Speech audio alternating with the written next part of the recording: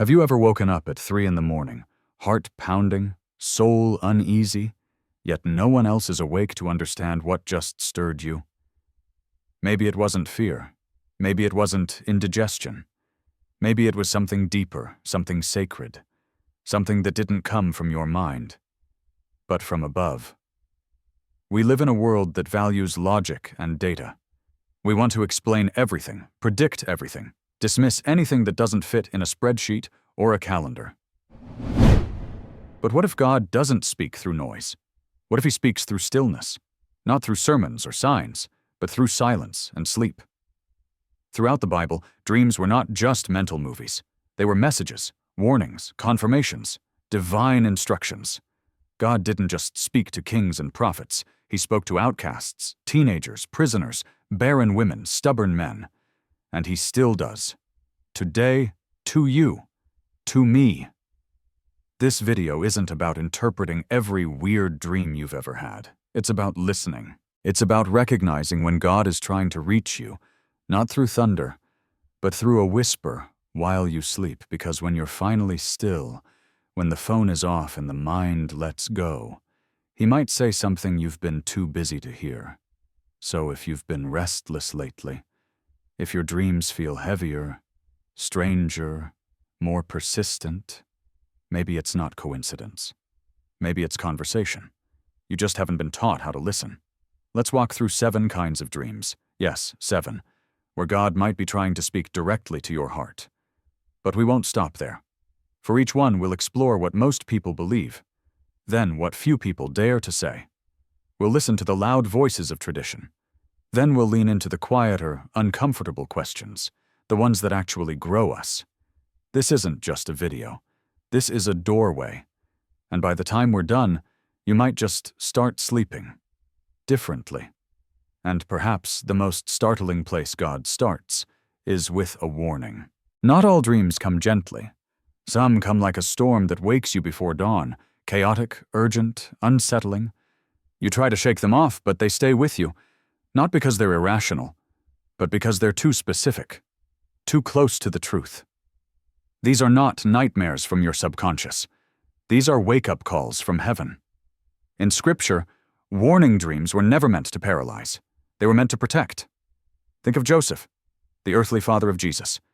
He had no pulpit, no title, no voice in the synagogue.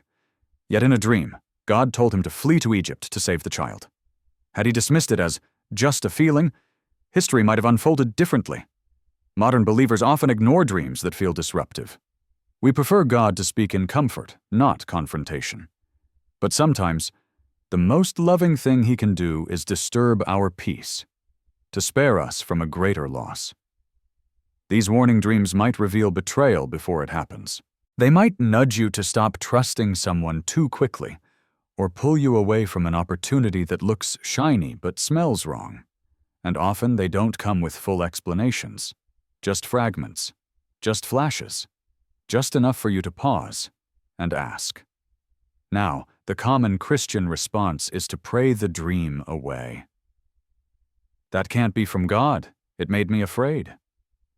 But let's not forget, Noah's dream of a flood wasn't exactly calming. Pharaoh's dream of famine wasn't soothing. God doesn't always prioritize your comfort. He prioritizes your calling. But let's ask the uncomfortable question. What if the dream was never about avoiding pain, but preparing for it? What if you're not being warned to run, but to strengthen? To anchor your faith, to close doors that need to be closed, to humble yourself before the shaking begins. There's a lesser-heard voice in this discussion. Some people dream in warning patterns not because God is scolding them, but because they're spiritually sensitive. Intercessors, watchmen, they carry burdens in the night that others don't see by day. Could that be you? Still, let's be honest.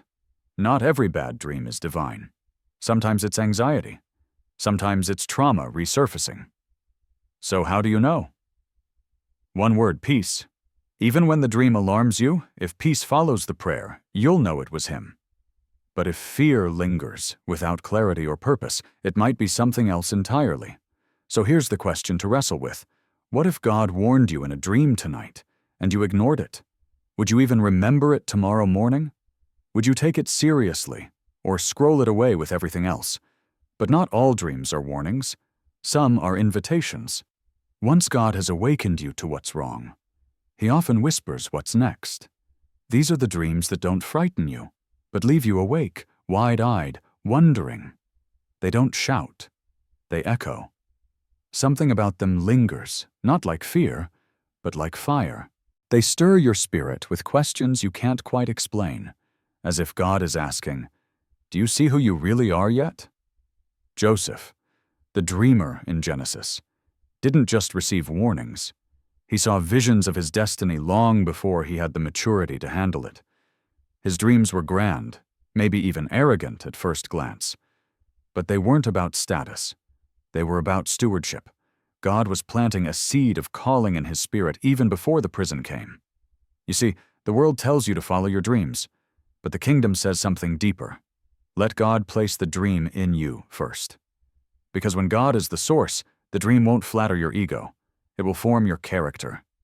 These dreams of calling often come with images of leadership, influence, healing, or creating something you don't yet feel qualified for.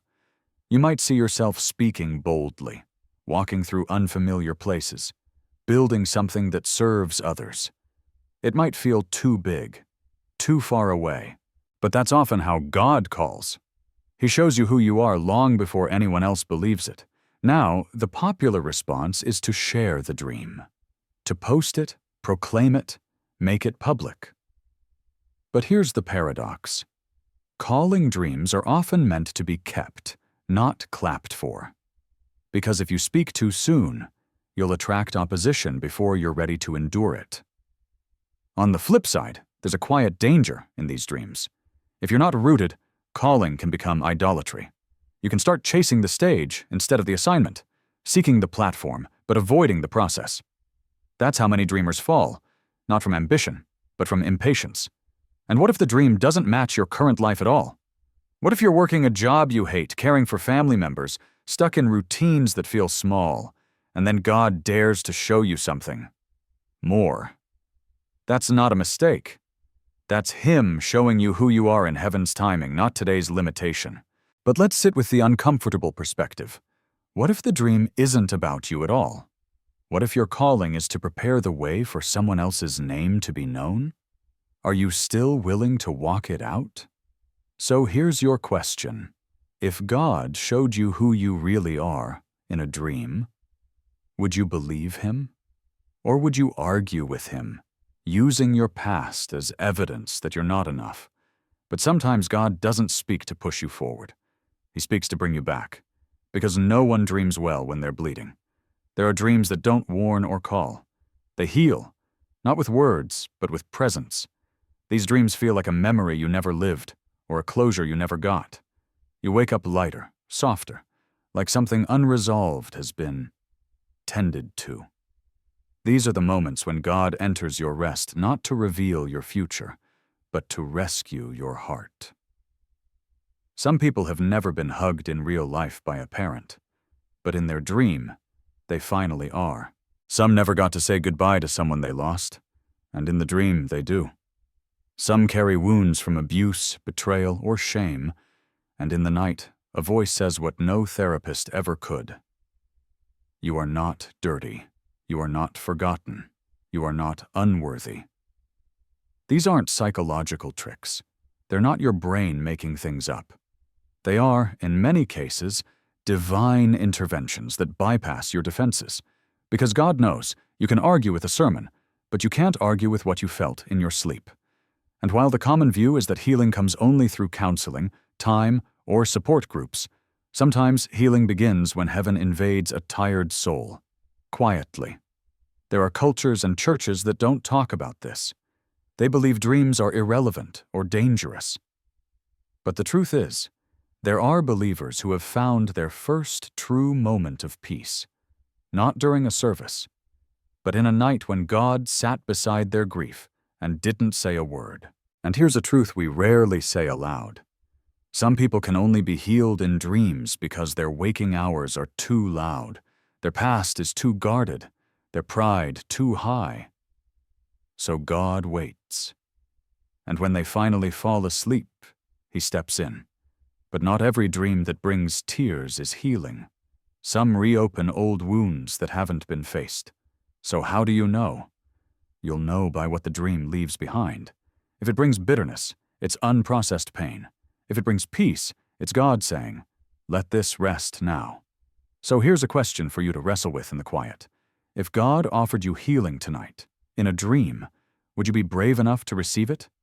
Or would you cling to the pain because it's what you've known for so long?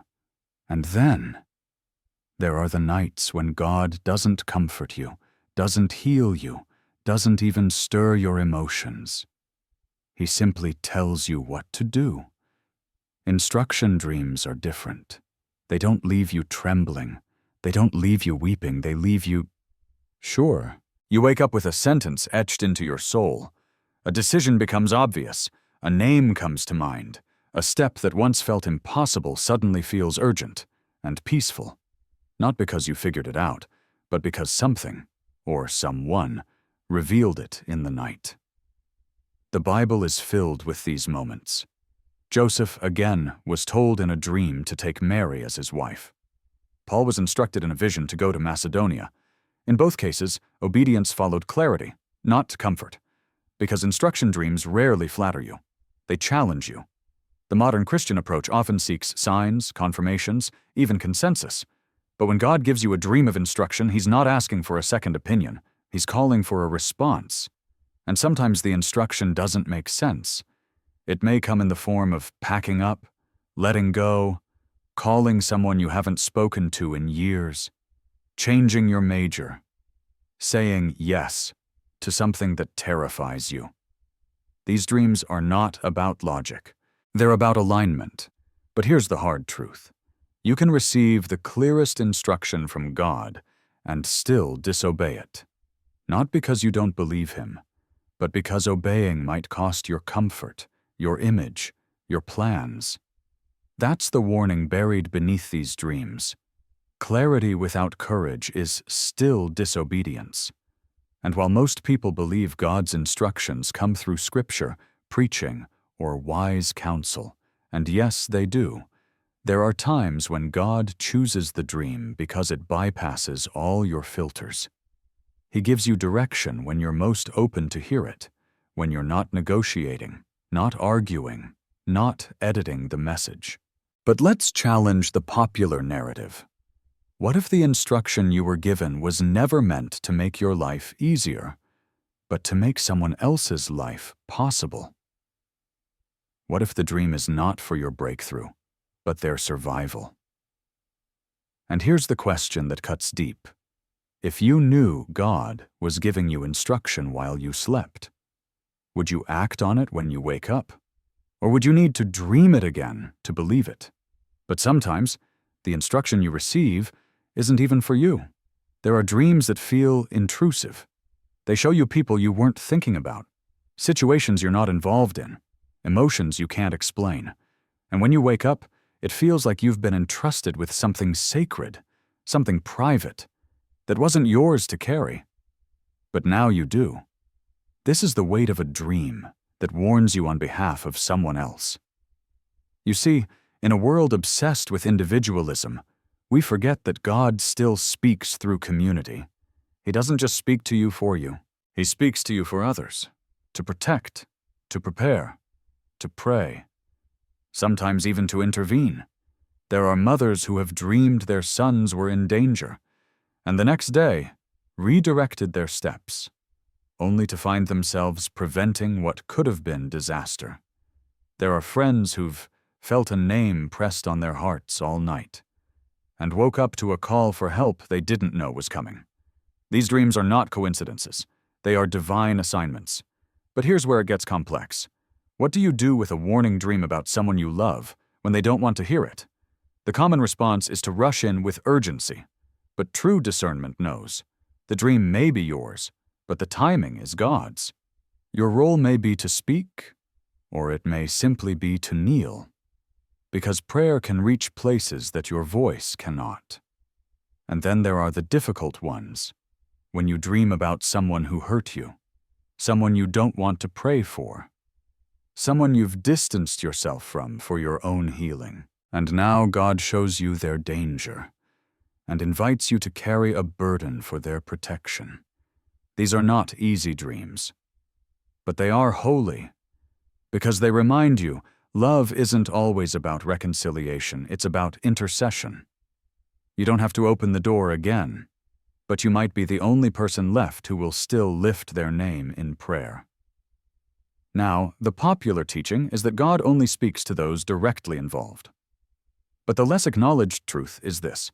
Sometimes the most distant person is the safest messenger because they don't bring judgment or bias, just obedience. And here's a hard reflection. What if you've ignored dreams like this before because it felt too inconvenient to care? So here's your question. If God showed you something about someone else's life tonight, would you carry it like a burden or drop it like a bother? But sometimes the dream isn't about a message. It's about a presence. After the warning, after the calling, after the healing, after the instruction, there are dreams that don't speak at all. They simply arrive. You don't wake up with clarity. You wake up in awe, because somehow, some way, you know God was in the room. These are not the kinds of dreams you can explain. You can't turn them into a sermon or write them into a devotional. You don't even have the language for them. All you're left with is a trembling peace and a holy ache you can't shake for days. In Scripture, visitations were never casual. Jacob saw a ladder to heaven and said, "Surely the Lord was in this place, and I did not know it." Isaiah saw the Lord seated on a throne and cried, "Woe is me!" Even John, in Revelation, fell on his face as though dead. When heaven visits earth, even in a dream, everything changes. And yet not every visitation looks dramatic. Some feel like warmth. Some feel like light. Some come through the face of a stranger who simply touches your shoulder and says something you needed to hear. You wake up and know you've been seen, known, loved. The common Christian lens teaches us to look for God's presence in worship, in Scripture, in community. And yes, He is there. But the lesser-known truth is, God often visits the silent, the grieving, the overlooked at night, because that's when no one else is watching. No expectations, no performance, just presence. And here's something the church doesn't always talk about. Some people have encountered angels in their sleep, not metaphors, messengers, and they wake up not with a story, but with a shifted atmosphere, a healing, a courage, a deliverance they didn't have the day before. But here comes the challenging question. What if the visitation is not to comfort you, but to consecrate you? What if His presence comes not to soothe you, but to mark you, to change you, to ask something more of you? And what if it's not a dream at all, but a moment in between sleep and spirit, between body and eternity? Are you ready for that? So here's your question to take into the night. If God visited you tonight, not to speak, not to fix, but simply to be with you, would you stay still, or would you wake up and rush to move on? And then, there are the dreams that don't just visit your life. They remind you it's not the end. After God warns, calls, heals, instructs, and visits, sometimes He pulls back the veil. And just for a moment you glimpse something eternal. These are not ordinary dreams. They're not shaped by your worries or your wants. They're soaked in something otherworldly. You wake up, not inspired, but undone. Because something in you knows, I saw home. People who've had these dreams often struggle to describe them. They say things like, "It wasn't a place, but I knew it. There were no faces, but I felt loved. I don't remember the details, but I've never felt peace like that before." In these dreams, some see heaven, light beyond light, colors that don't exist in this world, music with no melody but full of meaning. Others see Jesus, sometimes speaking, sometimes silent, sometimes just present. Some speak to loved ones they've lost, not with words, but with knowing. What's strange is that many who've had these dreams don't come back with theology. They come back with urgency, a deep desire to live differently, to forgive, to slow down, to let go of petty battles. Why? Because they touched something that made all of this, fame, money, bitterness, worry, feel so small. Now, the mainstream Christian view holds that eternity is a destination, something we enter after death. But these dreams suggest something deeper. Eternity isn't just later, it's near, closer than we think, sometimes close enough to brush against our sleeping soul. Yet we must ask the uncomfortable question: why does God show eternity to some and not others? Is it a reward, a comfort before death, a rebuke to wake up and stop wasting time? And here's the tension. While many long for heaven, not everyone is ready for its reality. Because heaven is not just relief, it's holy. And to stand in the presence of the holy requires surrender. There's another voice worth considering too. What if the dream of eternity isn't always heaven? What if God, in His mercy, also allows some to see what it means to live apart from Him forever, not to punish, but to plead with the soul before it's too late? So here's the final question, and it may be the one that lingers long after this video ends. If God showed you a glimpse of eternity tonight, would it change the way you live tomorrow? So, what do you do with all this? 7 kinds of dreams. 7 ways God might be speaking while the world goes silent. Warnings that protect, callings that stir, healings that restore, instructions that guide, burdens for others, visitations that mark you, and glimpses of eternity that undo you. These dreams are not entertainment. They are invitations. You're not crazy for dreaming deeply. You're not too emotional for being moved by what you saw. And no, you're not alone in wondering if it meant something more. Because when God speaks at night, it's not to impress you. It's to shape you. It's to remind you that while your body may sleep, your spirit never does. Maybe you've dismissed your dreams for years.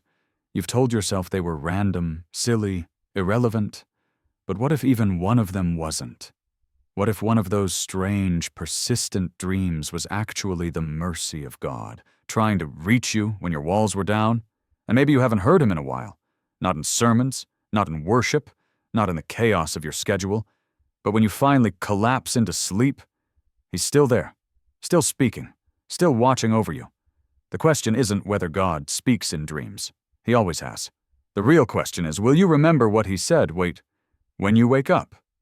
So tonight, as you close your eyes, don't just ask for rest. Ask for revelation. Ask for courage to receive whatever He wants to show you. And when the morning comes, don't just scroll. Don't just rush. Write it down. Sit with it. Pray through it. Because if God is still speaking while you sleep, it means your story isn't finished yet, and He's not done writing it.